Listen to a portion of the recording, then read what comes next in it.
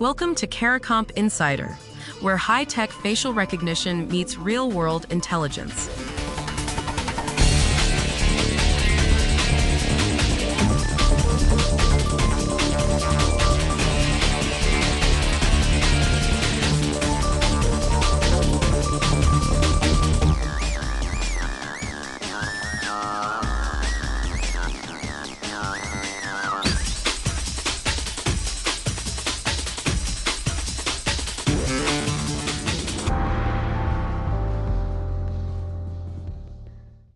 A single round of J.P.E.G compression can erase nearly a third of the evidence that proves a face is fake. Not the face itself, not the expression or the skin tone. The invisible mathematical fingerprints hiding in the pixels, gone just from uploading to social media. That should unsettle you, whether you analyze digital evidence for a living or you just scrolled past a video this morning and thought, that looks real enough. Because the deepfakes arriving right now don't fail the eye test anymore. According to researchers studying generative adversarial networks, GANs, the AI systems behind synthetic faces, the latest models produce skin texture, lighting, even eye reflections that a non-expert will almost always accept as genuine. If that feels scary, it should. But there's a structured way to fight back, and it doesn't depend on how sharp your eyes are. It depends on understanding 3 forensic checks that catch what human vision can't. So what are those checks? And why do they work when our own perception doesn't? The first check targets something called artifact analysis, and the 2 places it matters most are the mouth and the eyes. Not because those features look wrong to you. They probably look fine. The problem is deeper than appearance. When a deepfake algorithm generates a face, it handles complex regions like lips and irises differently from flatter areas like cheeks or foreheads. Researchers categorize the result as face inconsistency artifacts. Basically, the intricate parts of the face and the simpler surrounding areas don't degrade at the same rate. The mouth reveals lip-sync mismatches at the pixel level. The eyes produce reflections that real corneas generate naturally, but synthetic ones can't quite replicate. You won't notice that mismatch on a phone screen, but a forensic tool measuring how pixel quality shifts between the eye region and the cheek beside it that catches the seam every time. And there's a second category of artifact that's even more universal.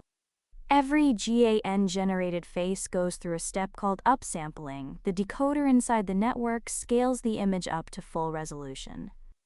That scaling process leaves behind a repeating checkerboard pattern in the frequency domain. The frequency domain is just a different way of looking at an image. Instead of seeing colors and shapes, you see the mathematical wave patterns underneath. Imagine holding a counterfeit bill under a blacklight. A real bill has security fibers woven in during manufacturing. The counterfeit might look identical in daylight, but under that blacklight, the fibers are missing because the forger never had access to the original manufacturing process. Frequency analysis does the same thing for faces. The checkerboard pattern from upsampling is a manufacturing trace the GAN can't avoid leaving behind. For someone reviewing evidence, that's a reproducible signal. For the rest of us, it means a photo that fools every person in the room can still betray itself mathematically. So why not just run every suspicious image through a detection tool and call it done? Because of compression, and this is the second forensic check, source tracing. When a video gets uploaded to a social platform, the platform compresses it. That compression introduces its own artifacts. According to academic research on deepfake forensics, some compression artifacts are nearly indistinguishable from the artifacts a deepfake creates through a fine transformation. That's when a synthetic face is mapped onto a real person's head. The resolution mismatches from that mapping look a lot like the resolution mismatches from aggressive video compression. A single pass of J.P.E.G compression can mask up to 32% of detectable artifacts. That's why source verification matters so much. Investigators need to trace the file back.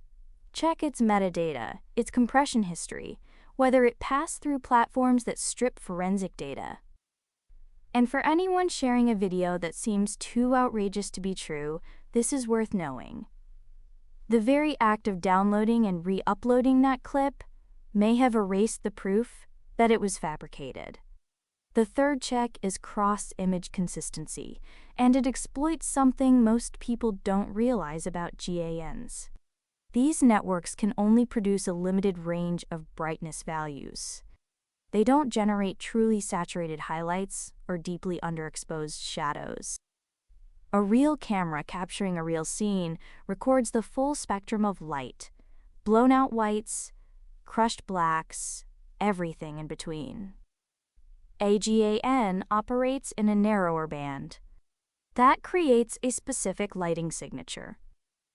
If you compare multiple images allegedly from the same scene, a real set will show natural variation in shadow depth and highlight intensity. A synthetic set will cluster in the middle of that range. What does that mean practically? It means someone examining a batch of suspect photos can check whether the highlights and shadows behave the way a physical camera would produce them.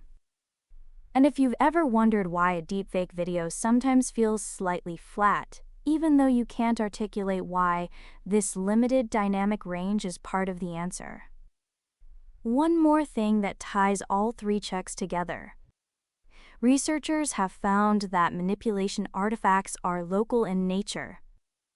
There's no big, obvious difference between a real image and a manipulated one when you look at the whole picture.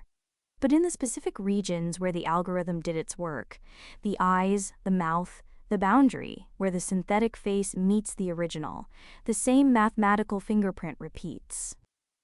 And it repeats across every image made by the same method. That consistency is what lets analysts link multiple suspect images back to a single source tool. The misconception that costs people the most is this: if a face looks absolutely lifelike, it's probably real. It's easy to believe that because modern GANs genuinely are sophisticated enough to fool human perception. But visual perfection was never proof of authenticity. The real question was never, does this look fake? It was always, can I prove this image's mathematical origin? So 3 things to remember. First, deepfakes betray themselves not in how they look, but in how their pixels relate to each other mathematically, especially around the eyes and mouth. Second, compression from social media can erase nearly 1/3 of that evidence, which makes tracing where an image came from just as important as analyzing the image itself. Third, every synthetic face carries a lighting signature that falls short of what a real camera captures, and that signature is consistent across every fake made by the same tool. Your eyes were never the right instrument for this job, but now you know what the right instruments are looking for, and that puts you ahead of almost everyone who'll share a deepfake today without a second thought. The full story's in the description if you want the deep dive. Now you know something most people in this industry don't. Use it. And when you're ready to put it to work, caracomp.com. We'll see you tomorrow.